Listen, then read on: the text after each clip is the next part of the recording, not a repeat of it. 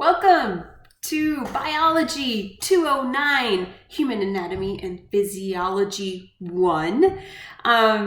This is the lecture, and a lot of you have also signed up for the lab, so there will be a little bit of a redundant video like this, introductory video for the lab.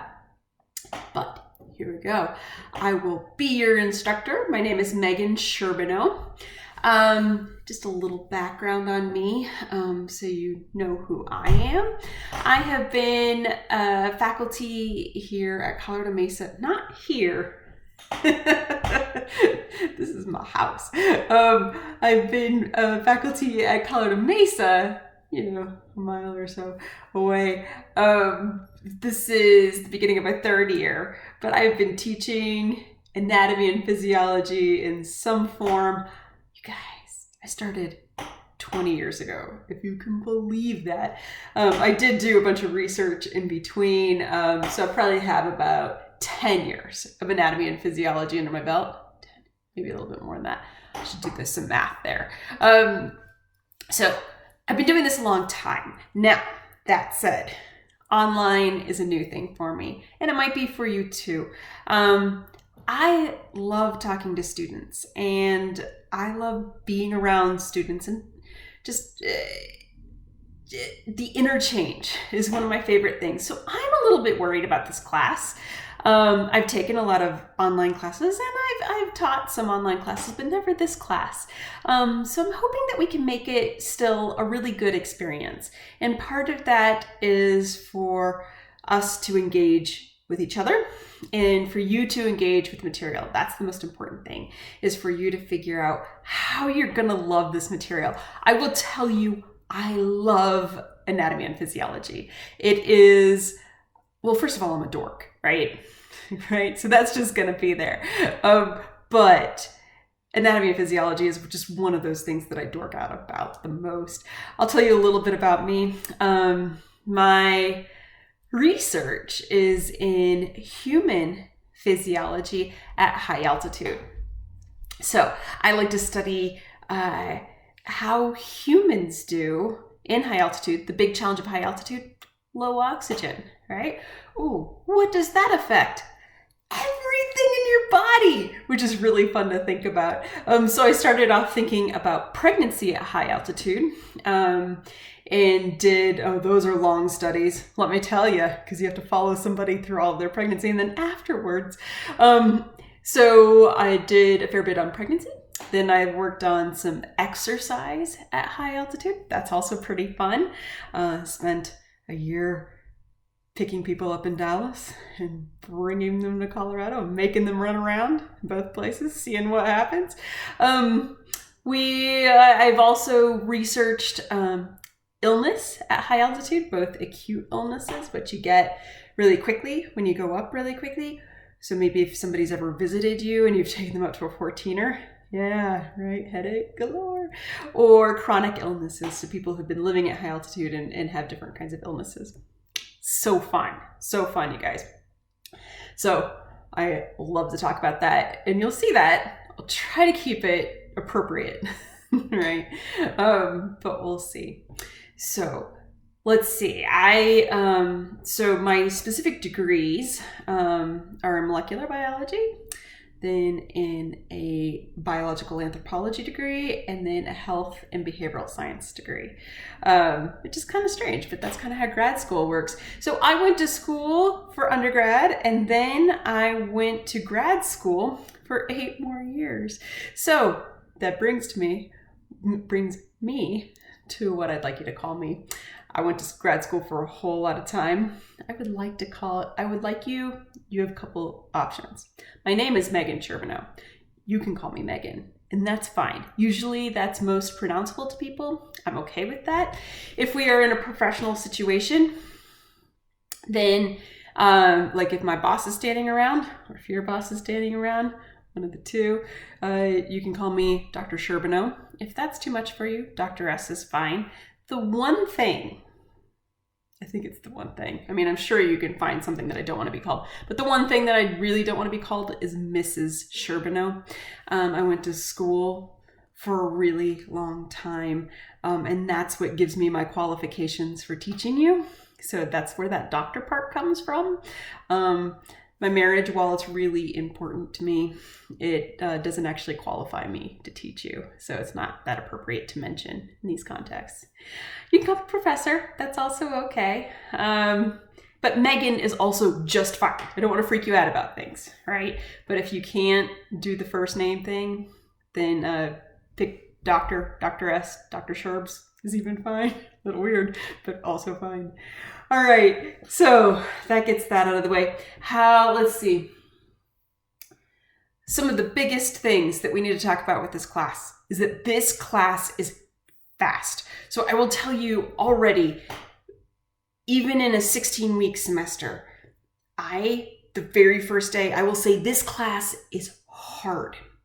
You are going to be shoving so much stuff into your brain. Most of you are taking this class because it's a prerequisite for something. And the reason why this class is a prerequisite for things, maybe you're looking to go into nursing, radiological science, some kind of healthcare field, maybe physical therapy, exercise science, right? Kinesiology type things. The reason why this class is a prerequisite for the classes you take next is because anatomy and physiology is essential to all of those fields. The things you will learn in this class, you will have to remember every day for the rest of your professional life. Just think about that, right? That's kind of crazy, which means that there's a whole bunch of stuff you're going to put into your head and you want to keep it around forever, or else you're going to have to keep relearning it. That's a challenge. This is not like a lot of college classes where we teach you how to think. We are going to teach you some of how to think, but a lot of what we're doing in this class is teaching you specific things you have to know about the human body to know how it works. Right? That's different. So there's a whole lot of memorization. So much memorization that it's hard to do in 16 weeks. You guys have signed up for an 8-week class. That means this is going to be an intense situation. You will need to be devoting a lot of time. If you have also signed up for lab, you need to treat this as a full-time job. It's going to be really hard to also have a job in this class. If you were taking another class, you should really think about how much time you're going to have available. This is no judgment on my part. I'm actually telling you this now as a favor.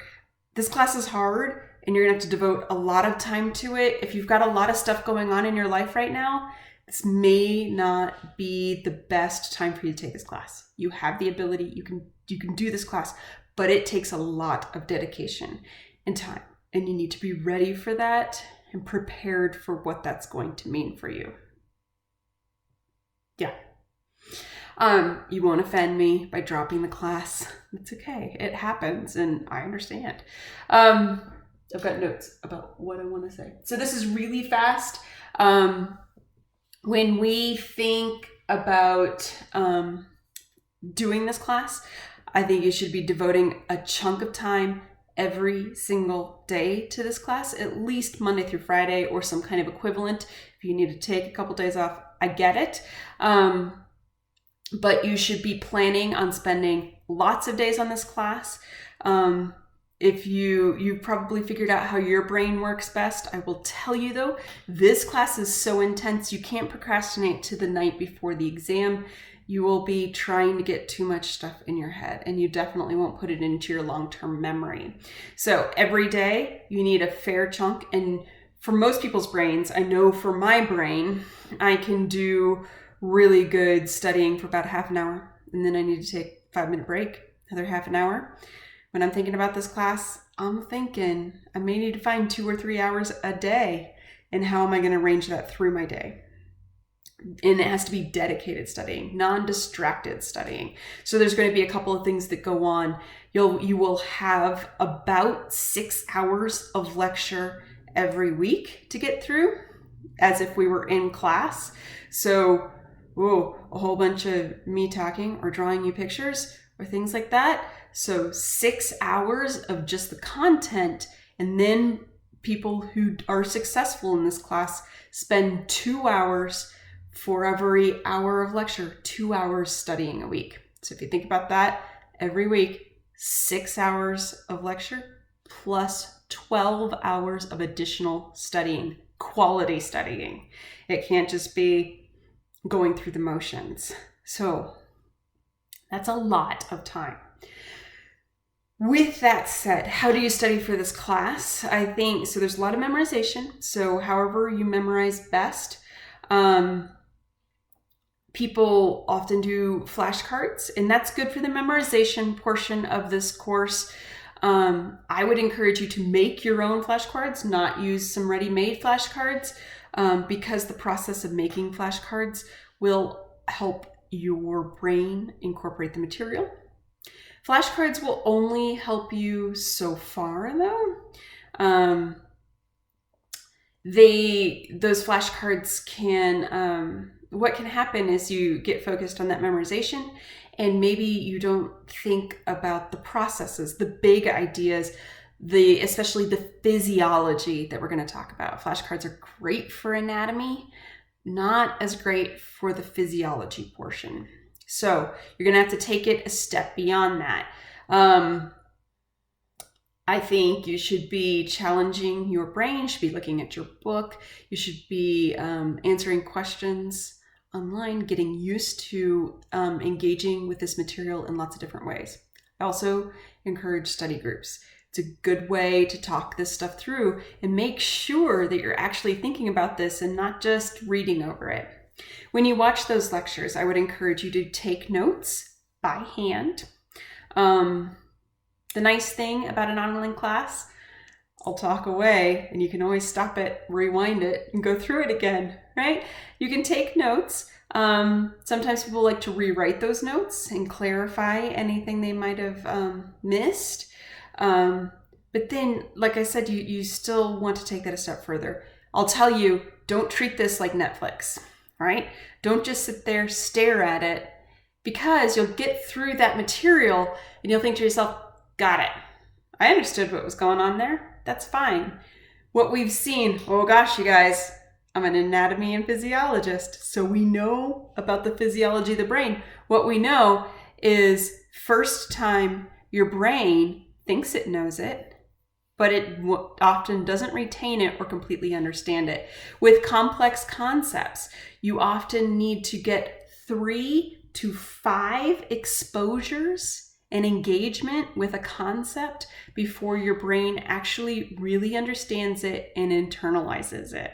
So don't get frustrated if you don't understand it the first time. Maybe you need to rewatch the lecture. Maybe you need to go read your book. That's a good one, right? Maybe you need to go find another way of explaining it. Because I might have done a great job. I'm just going to assume I did. Right? But somebody else will say it in a different way, right? But remember, we're getting to that 3rd and 4th explanations that will be extremely helpful, because that's when it'll start clicking. So you need to get to that point.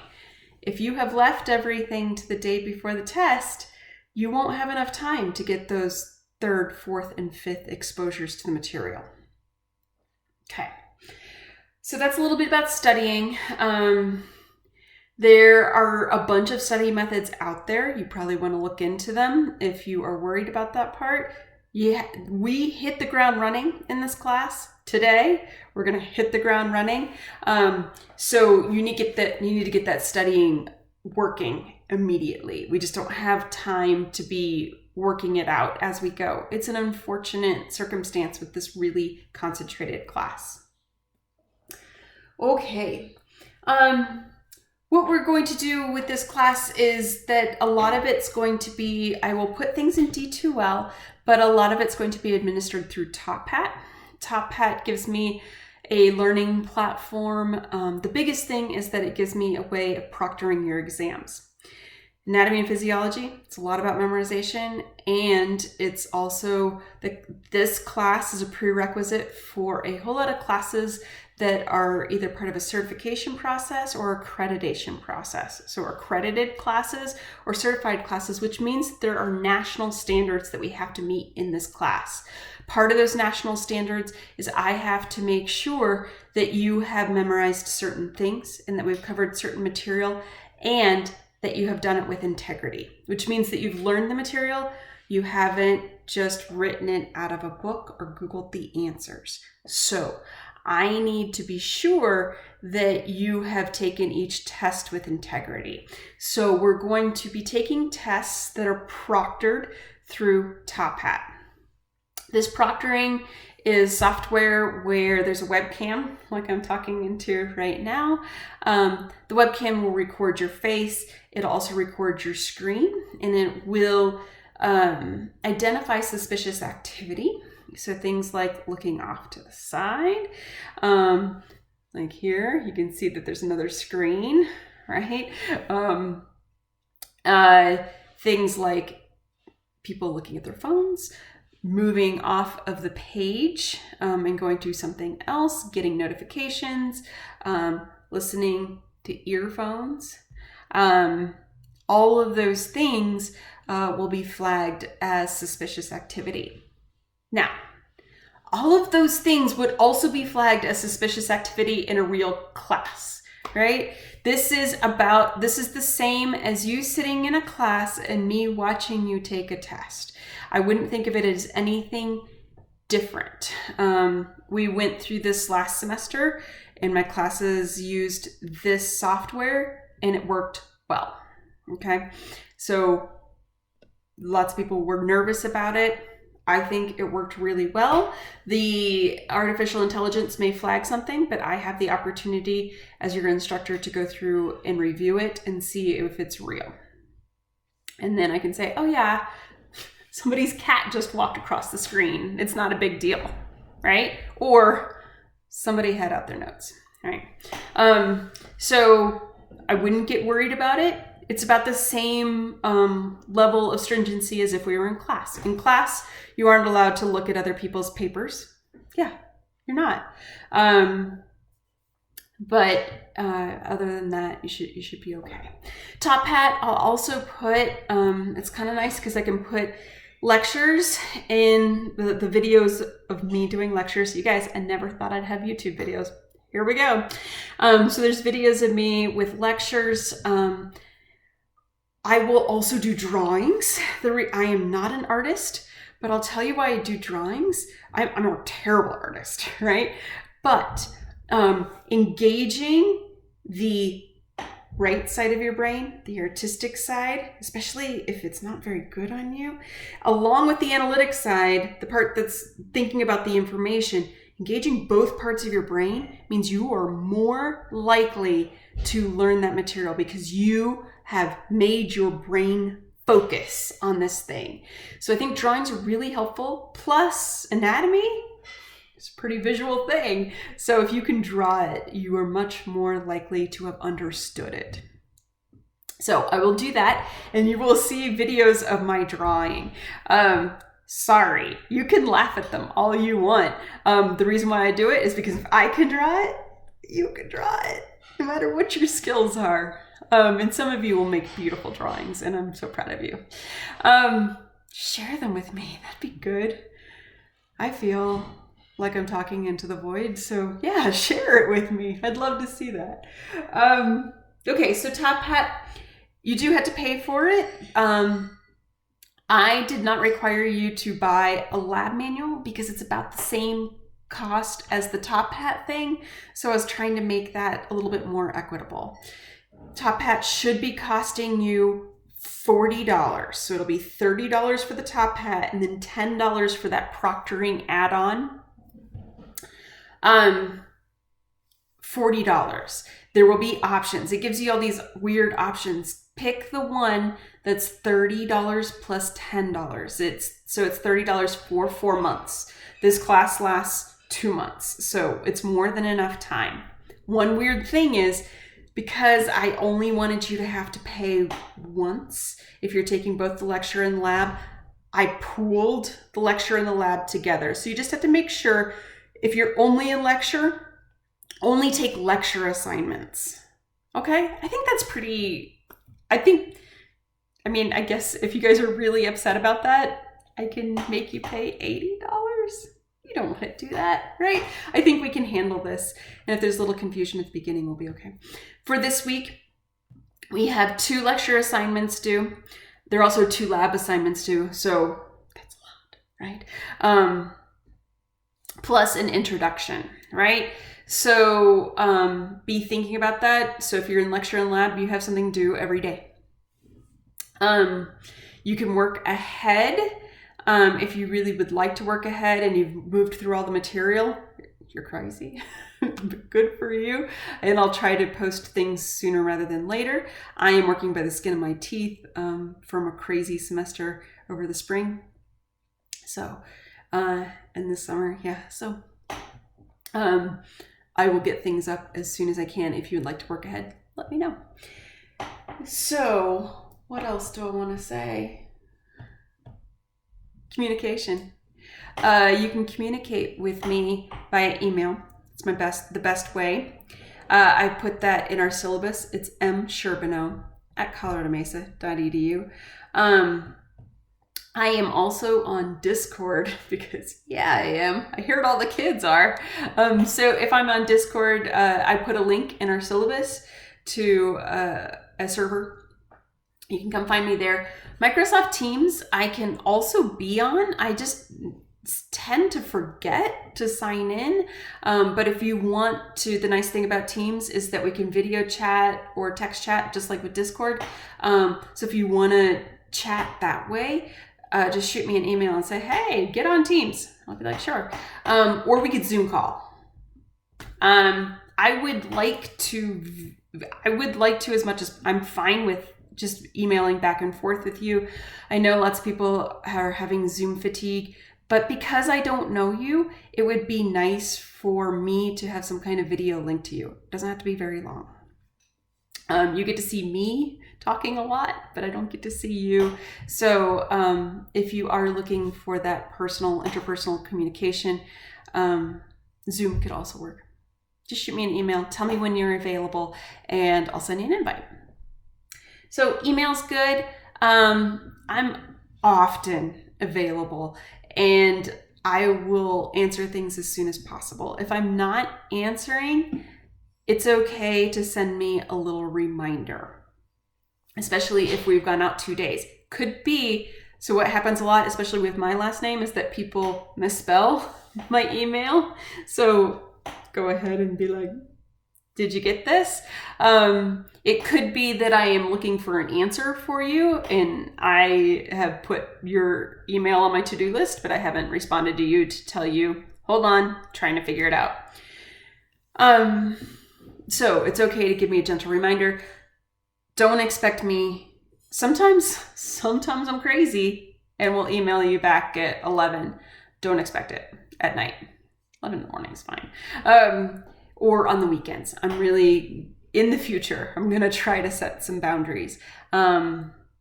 So don't expect immediate responses. If you have technical problems with Top Hat or proctoring, the first place to go is Top Hat Technical Support. If it's something like the quiz isn't open, that's definitely a question for me. And if you are in doubt, send me an email and I can say, I can't help you. This is a Top Hat technical support thing. That's fine.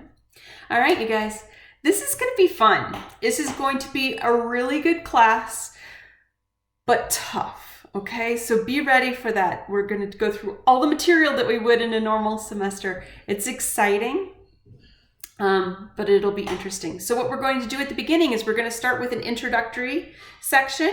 I'll tell you that some people in this class are seniors in majoring in biology and are going to go to some kind of grad school and they're getting some requirements for that. Maybe had tons of chemistry, but this class, the bulk of us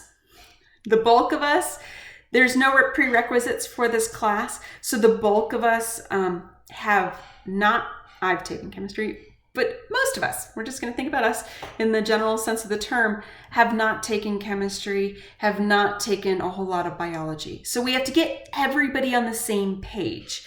So some of us have lots of preparation and some of us have not so much. So this beginning section before the first test, which is in 2 weeks, less than 2 weeks, this first section is about getting us all on the same page, and then we will then dive into systems, and we'll go through systems systematically.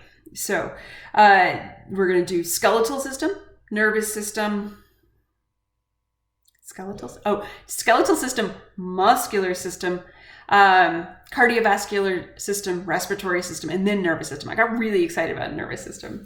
So that's basically what we're going to cover. But this first section, we're going to do some intro. We're going to do a little bit of chemistry and then cell biology.